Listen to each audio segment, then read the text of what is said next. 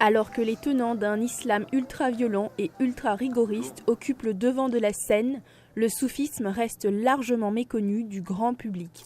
Avec pourtant des centaines de millions d'adeptes dans le monde, imprégnant la culture populaire dans de nombreux pays, notamment le Maroc, il se veut le cœur de l'islam, sa voie spirituelle, un chemin initiatique de transformation intérieure où la connaissance de soi conduit à celle de l'autre et à celle de Dieu. Il y a un propos du prophète bien connu, rapporté par Bukhari, qui dit « Dieu est beau et aime la beauté ».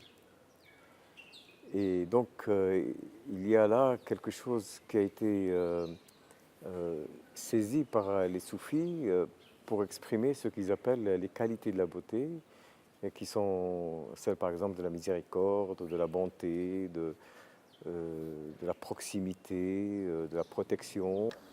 N'en déplaise à Daesh, pour les soufis, comme l'explique M. Scali, assis au milieu du patio de l'un des plus beaux riads de Fès, ancienne ville impériale et capitale spirituelle du Maroc, l'art, sous toutes ses formes, est l'expression sur terre de cette beauté du monde divin.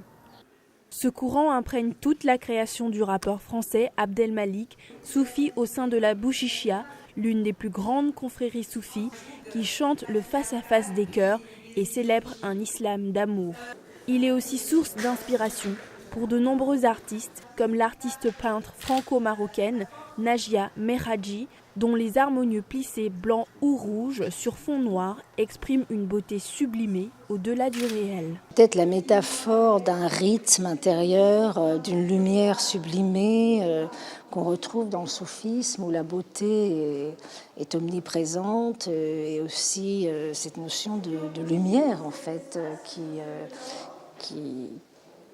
pas seulement la lumière intérieure, mais de lumière spirituelle. Le soufisme se matérialise donc par les signes, les symboles, tout ce qui renvoie à cette présence de la beauté absolue et qui se diffracte dans notre monde matériel.